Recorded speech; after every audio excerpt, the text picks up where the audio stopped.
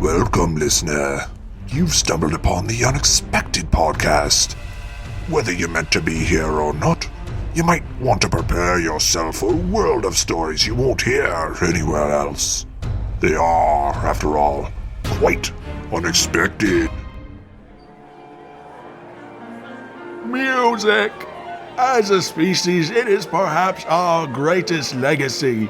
If the world were to end tomorrow and aliens visited our desolate planet many years from now, they would discover our music and consider us gods.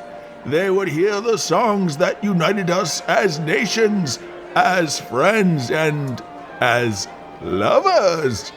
But just as music has brought us together, it has also illustrated some of mankind's darkest machinations.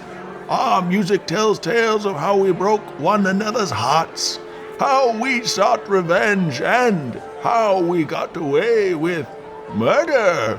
And sometimes it tells a tale like the one you're about to hear now, where a song is played to ward off our world's very own annihilation. I bring to you now the goosebump-inducing tale of the music of Derrick Zugg.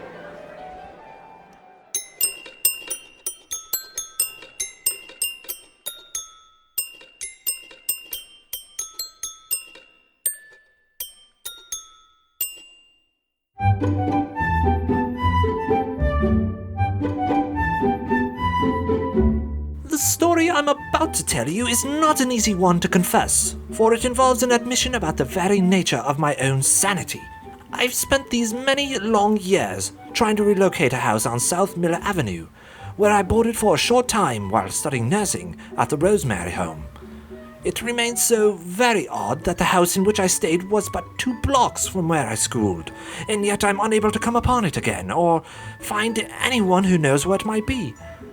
So you can see why my sanity comes into question any time I think upon that house, and whether I'd ever stayed there or not, and if I'd actually ever heard the strange music of Derrick Zugg. Hey, mister, give me my ball back. Oh, be careful on these streets, young rapscallion. You wouldn't want to end up a horse's shoe now, would you? What? Say there, scoundrel.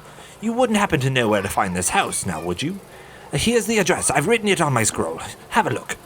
Why do you keep calling me weird names? What names might those be, you little miscreant? Dad, this guy's talking weird. Well, you look weird. Ha!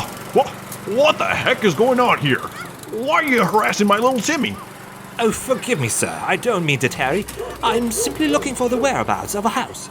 You see, I am to be staying there while studying my nursing at the Rosemary home.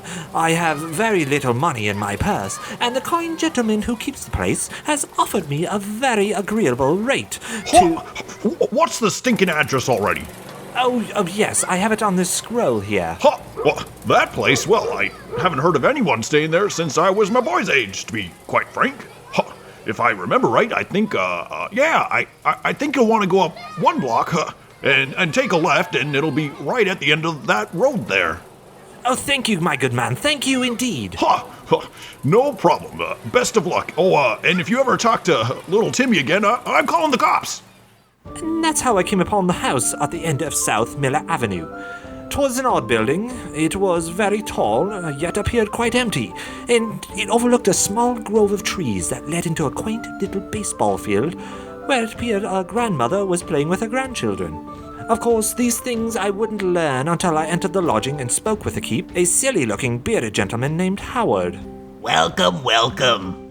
Howard was paralyzed from the waist down and, as I'd come to learn, often forgot to wear pants. Oh, well, would you look at that? I forgot my pants again.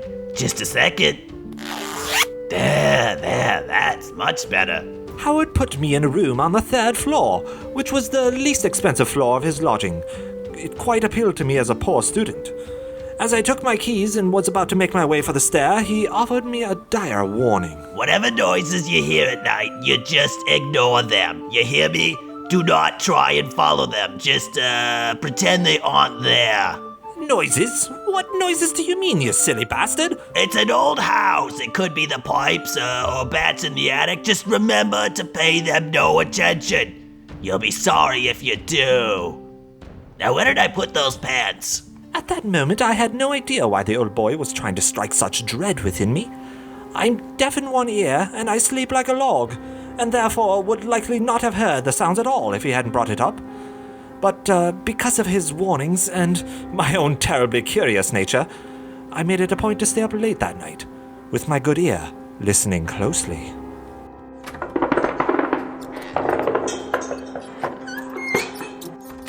I heard many noises that night, my friends, all of which were indeed the sounds of the old house settling. Yet, through it all, something else came to me that night, something that sounded quite unnatural, seeping through the ceiling of my room. And though that sad little paralyzed man with the odd smell, who ran the lodging, warned me not to follow I did.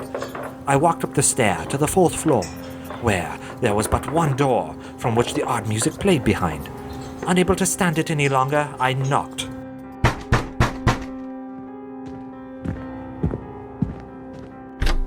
Yeah? What do you want? I apologize, sir, but I heard some odd music from behind your door, and being the curious individual that I am, I thought to track down its source and see from whence... You bring any beer? Beer? Yeah. All this music playing's got me thirsty. Hey, why are you dressed in that sissy nightgown? I apologize, for I did not bring anything with which to imbibe, my good man. I only came from my room to see how it is you are making the very sounds I heard while laying in bed. You want to hear what I was playing? Yes, my dear sir, if it's not too much trouble. I don't think you want to hear that. Excuse me? And why not? You were only just playing it but a moment ago. No, you really don't want to hear it. It's not for your type. My type? Yeah, I can tell just by looking at you. Here, let me play something else. And at that moment, the odd gentleman with such wild hair and even wilder eyes led me into his abode. It was quite the sight, if I do say so myself. There was only but a mattress on the floor for him to sleep. On it was 4 open jars of mustard, with another 3 unopened. It was clear to me then that this man only cared for one thing, not his appearance nor the squalor in which he lived, but only his music, which he agreed to play for me then.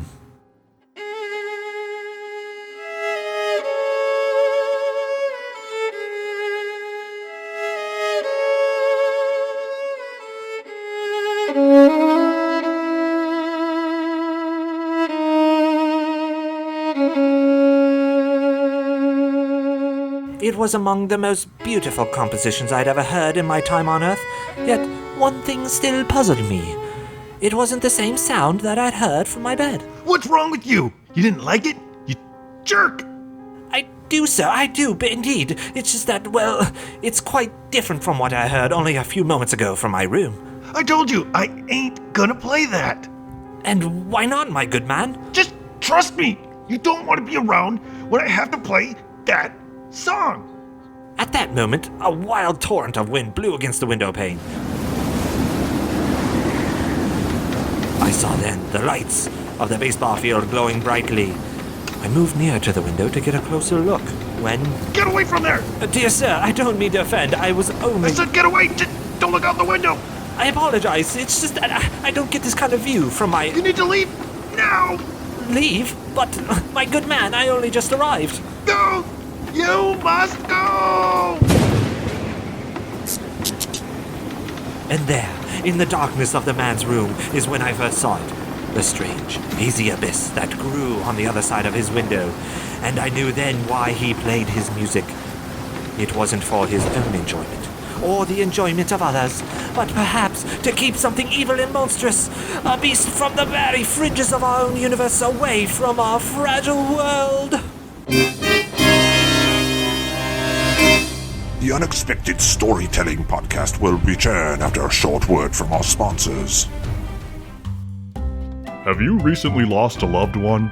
It can be one of the most difficult things you'll ever have to go through.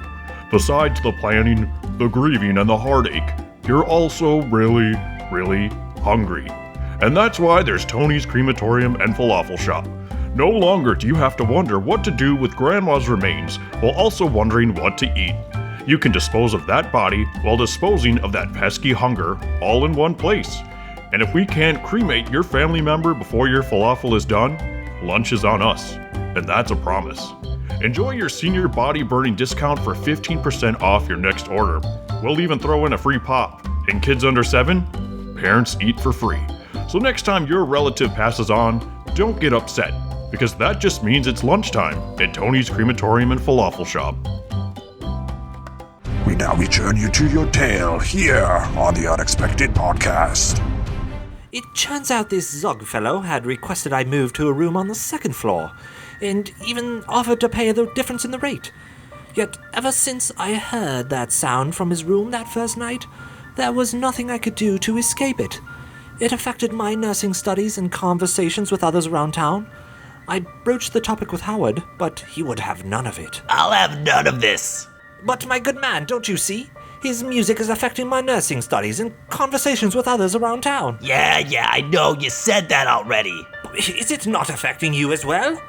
No, well, not really. Not all the time. Sometimes, maybe. Quite often, actually. Pretty much every night, to be honest. And do you not wish for it to stop? Or at least learn why he's playing such a haunting tune? You're right. I can't listen to it anymore. The sound itself breaks my very heart every time. I could see how deeply he was bothered then, and got to wondering what he'd meant about a broken heart, and if maybe the sound was behind his current state of paralysis, or his proclivity for forgetting his pants. And so one night, I decided to pay dear old Derrick Zugg another visit to find my answers.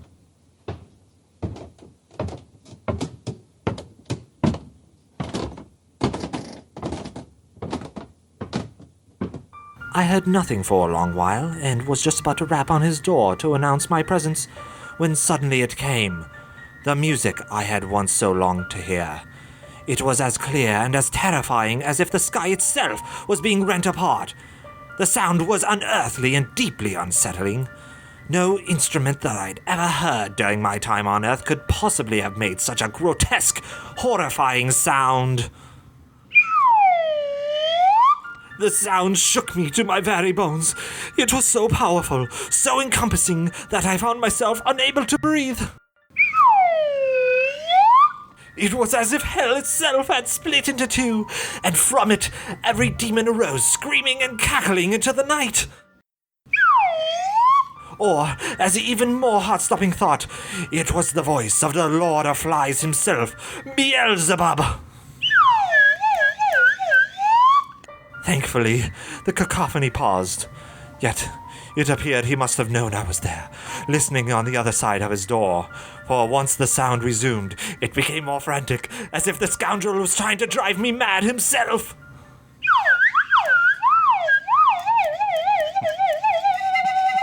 Then, all at once it stopped, and it became clear to me that he wasn't playing for me at all, but for something that dwelled in the room with him. I heard the poor man's cry. Get the heck off of me, will ya? I burst into his room to save his wretched soul.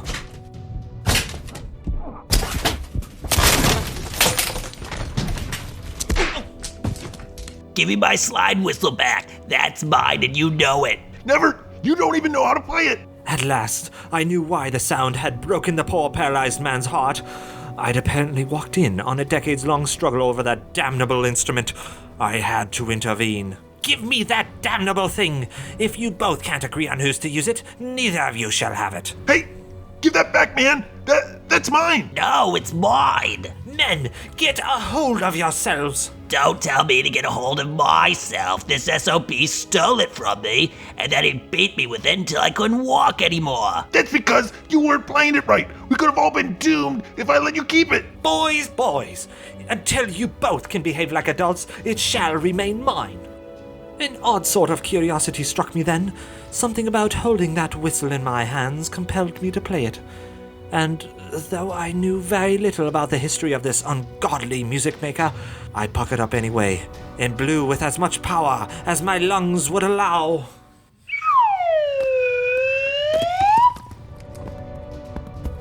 Oh, well, now you've gone and done it. Done what, my good man? You've unleashed Armageddon.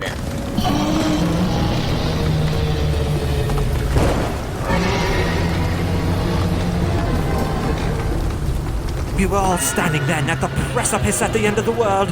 I had always known that, at some point in my life, I'd be present for the last days, though I couldn't have predicted it would have been alongside such faithful comrades as the one I had that day. Oh God, no. Someone please help me get back into my wheelchair. Do it yourself. I'm getting the heck out of here. Somehow, we emerged from that room with our lives.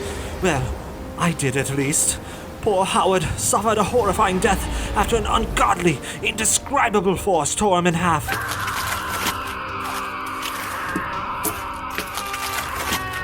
Derrick Zugg managed to survive, though I wouldn't say he escaped with what could be called his life, for he'd been driven so mad that he went running down the street, screaming unintelligible language at an ice cream vendor before stealing a cone for himself and running away. I informed the local authorities of the events from that night, yet they would not believe my tale, for we could no longer find the house. They thought I was mad as well. As mad as my dear friend Zugg, who stole their police wagon and drove it into a lake. But I do know for certain what I saw, and what I heard. The end times did not destroy all of mankind that night, though it came close. Closer than anyone will ever know. But Grandpa, how come the world didn't end? Well, you see, young lad, it turns out I'd played the song incorrectly at first. Upon trying one more time, I managed to play the correct tune, sending the beasts of hell back to the inferno. What's the correct tune? Well, my boy, I wasn't going to teach you until you were much, much older. But since you asked, I suppose... heart attack! Grandpa, no! You haven't taught me the song yet! My boy, that isn't time. Here, take my whistle. You must play it. But Grandpa, I don't know it! Just, play something. Anything.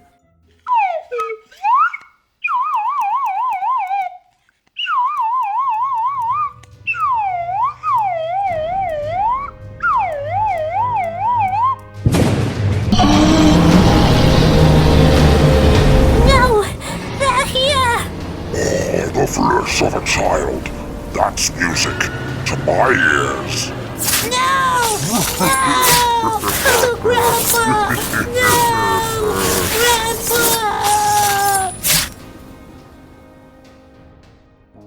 Grandpa! Like the stories you hear on The Unexpected? Consider sharing our show with family and friends, along with any strangers you come across. Provide a little something unexpected to someone else's day. You can find and subscribe to our show on iTunes, Google Play, or anywhere else you stream your podcasts. We're on social media, on Unexpected Show on Twitter, and The Unexpected Podcast on Facebook. You can also find out what we're up to on our website, www.theunexpectedpodcast.com. Thank you for listening. Now let's get back to our bone-chilling tale. Ah, well, that was quite the performance, was it not? Such rapturous melodies, such engaging performances. It's a good thing it was all only a story. Or was it? Could there really be a magical melody man turning back the minute hand on the doomsday clock? Perhaps there's even a strange old man somewhere telling stories of the unexpected variety to keep the end times at bay. Join me again, won't you? Together we can write the songs that make the whole world scream.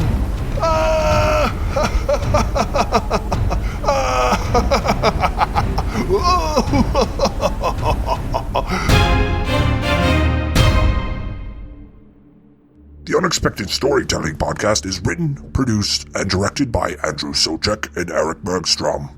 Each story is somehow a work of fiction, and with the exception of public figures like Tony Danza, any resemblance to persons living or dead is coincidental and unexpected.